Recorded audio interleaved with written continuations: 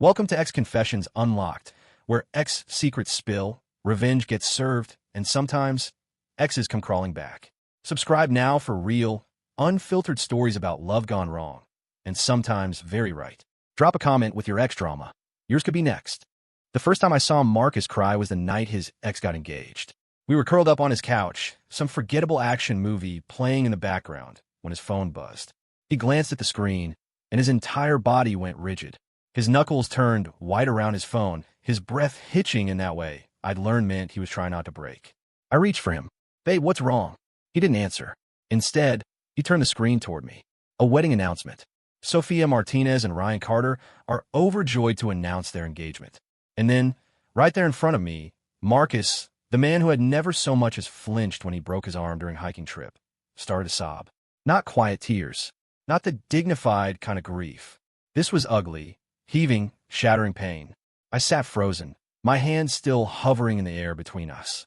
A part of me wanted to comfort him, but the larger part, the part that had spent 2 years loving this man, knew these tears weren't for me.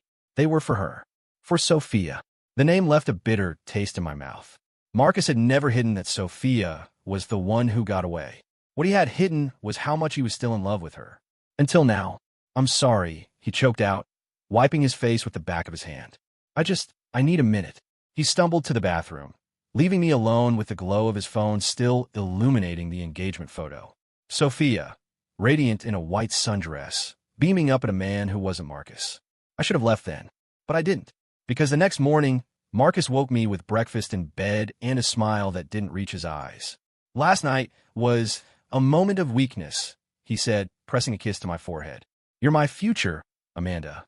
And I believed him, right up until 3 days later when he got down on one knee in the middle of our favorite restaurant. The entire place erupted into applause as he opened the velvet box. The diamond inside was huge. Obscene, really. "Will you marry me?" he asked, his voice steady. But his eyes were still red-rimmed from crying over another woman. The applause died as the silence stretched. Every eye in the restaurant was on me, waiting for my answer. I looked at the ring. I looked at Marcus. And in that moment, I knew the truth.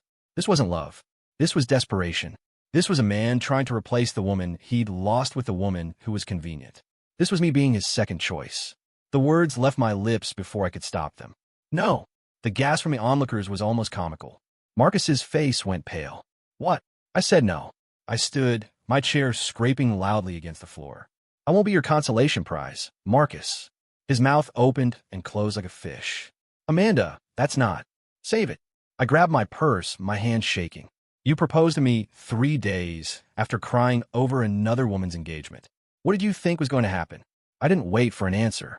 I walked out of that restaurant with my head held high, even as my heart shattered in my chest. I thought that was the end of it. I was wrong, because 2 weeks later, I got a text from a mutual friend. "You're not going to believe this. Marcus quit his job. He's moving to Italy." My blood ran cold. Sophia's fiancé was Italian. And just like that, I understood. His proposal hadn't been about starting a life with me. It had been about salvaging his pride. And when that failed, he'd gone chasing after the woman he'd really wanted all along. The notification popped up at 2:37 a.m., shattering the fragile peace I'd built over the past month. "Marcus Romano has updated his profile picture." My thumb hovered over the screen, caught between morbid curiosity and self-preservation. Sleep abandoned me as I tapped the notification. The new photo loaded slowly. Marcus, tanned and smiling, standing in front of the Trevi fountain. And beside him, clinging to him, was Sophia. Her left hand rested possessively on his chest. Her engagement ring was gone. I threw my phone across the room, the thud against the wall satisfying in a way nothing had been since the night I walked out of that restaurant. My breath came in short, sharp gasps as I paced the darkened bedroom, the walls closing in around me. He'd actually done it. He'd flown across the world and stolen another man's fiancée. And she'd let him. The coffee shop was nearly empty when I met Lena for breakfast the next morning. My best friend took one look at my face and slid a double espresso toward me. "You saw it, didn't you?" I didn't need to ask what she meant. "How long have you known?" "About a week." Lena hesitated. "There's more." She pulled out her phone and opened Instagram, navigating to Sophia's profile. "Look at the date stamps." The first post showed Sophia and her fiancé, Ryan, 2 months ago, smiling over wine in some picturesque Italian vineyard. The caption read, 5 years and forever to go. Hashtag engaged. The next post was 3 weeks old. Marcus standing outside an Italian restaurant, his arms slung casually around Sophia's shoulders. The caption made me nauseous. When a universe brings back what was always meant to be yours. But it was the most recent post that stopped my heart.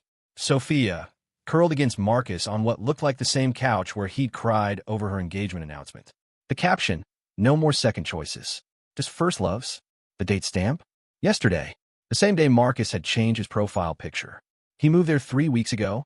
My voice sounded alien to my own ears. He proposed to me 4 weeks ago.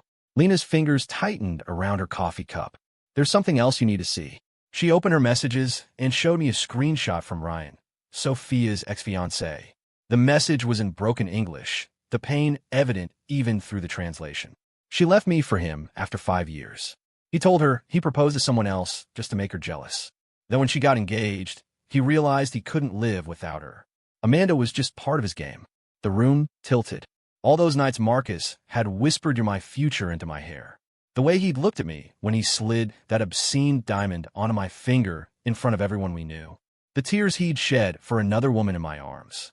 It had all been a performance. A calculated move to win back the woman he'd never stopped loving. The anger came later, after the shock wore off. After I'd scoured every social media post, every tag photo, every comment Marcus and Sophia had left for each other over the past month. They'd been communicating for months before the engagement announcement. Flirty comments on each other's posts. Inside jokes in the DMs. All while Marcus was telling me he loved me. I'd been the backup plan. The pawn in their twisted love story. And now they were in Italy, playing house while Ryan and I picked up the shattered pieces they'd left behind. My fingers itched to message Marcus. To scream at him. To demand answers.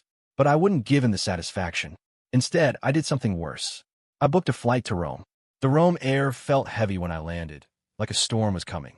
My hands wouldn't stop shaking as the taxi drove past ancient buildings. I kept imagining I'd see Marcus and Sophia walking together, laughing like none of this mattered. Ryan waited at the cafe, looking tired. His nice clothes were wrinkled, his eyes red like he hadn't slept. "You actually came," he said, pushing a coffee toward me. I didn't want coffee. I wanted answers. "Show me what you found." He pulled out printed emails. Dozens of them between Marcus and Sophia. My stomach turned as I read. Sophia, last year, I miss you. Marcus, you left me. Sophia, 6 months ago, Ryan proposed today. Marcus, good for you. I'm with Amanda now. The worst one. Marcus, 3 weeks before proposing to me.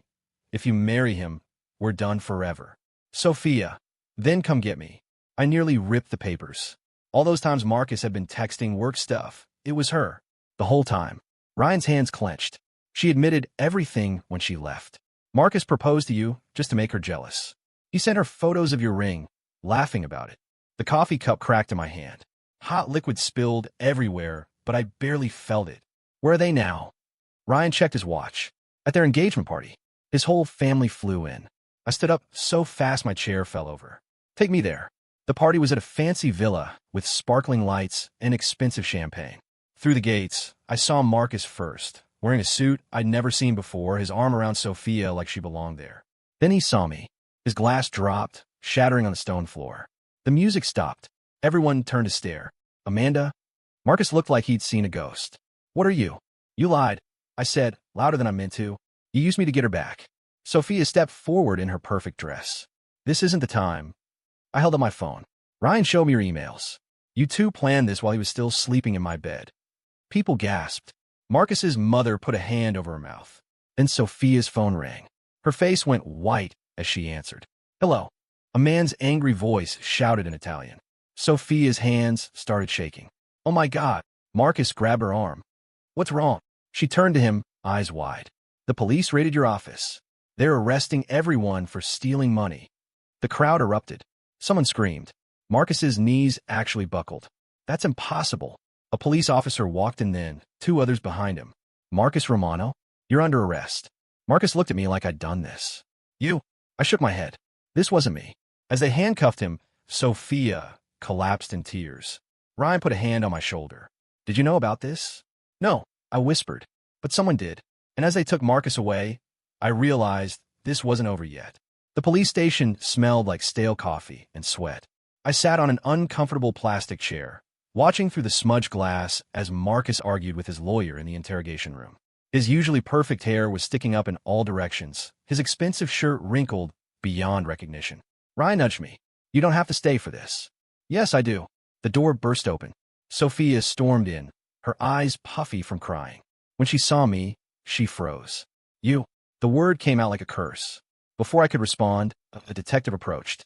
"Miss Pincher, there's someone you need to meet." 1 hour earlier, the email arrived as we left the villa. To Amanda Pincher. From Elena Romano. Subject: the truth about my son. My fingers trembled as I opened it. "Amanda, I tried to warn you about Marcus when you first started dating. Remember that wrong number? Who called you last year telling you to check his office drawer? That was me."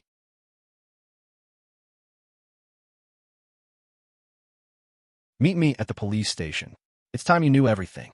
The pieces clicked together. The mysterious call. The documents I'd found in Marcus's desk that he'd claimed were just tax forms. His mother had been trying to expose him all along. Elena Romano looked nothing like the polished society wife I remembered. Her gray hair was pulled into a messy bun, her hands rough like she'd been working with them. "I was his father's second wife," she said without preamble. "Marcus has been stealing since he was 16. First from me, then from his university, now from his company." Ryan leaned forward. "Why come forward now?" She looked at me with sad eyes. "Because he was going to do it to you too, Amanda. The prenup he had you sign? It gave him control of your trust fund." The room spun. I remembered signing those papers in his lawyer's office, Marcus kissing my temple as I scribbled my name. "But that was for our marriage protection." "It was a scam," Elena cut in. "Just like Sophia was a scam. He targeted wealthy women. Sophia's family owns half of Milan's textile industry." A loud bang made us all jump. Marcus was pounding on the interrogation room glass, his face twisted in rage. When he saw his mother, his mouth formed words I could easily read. "You bitch." Elena didn't flinch. "He learned from his father, but I won't let him destroy anyone else." 3 days later, the Italian newspapers called it the romance scandal of the decade. Marcus faced charges for embezzlement, fraud, and bigamy. Turns out he'd never actually divorced his first wife in London. Sophia's family whisked her away to their Swiss estate. Ryan returned to his vineyard in Tuscany. And I sat on a plane back to New York, Elena's final words ringing in my ears. "Real love doesn't need games, Amanda. When it's right, you'll never doubt it." As the plane broke through the clouds, I opened my laptop and deleted every photo of Marcus. Then I did something I hadn't done in years. I texted an old college friend who'd asked me out months ago. "Still up for that coffee?" His reply came instantly. Name the time and place. I smiled for the first time in months. Somewhere over the Atlantic, I finally let go of Marcus Romano.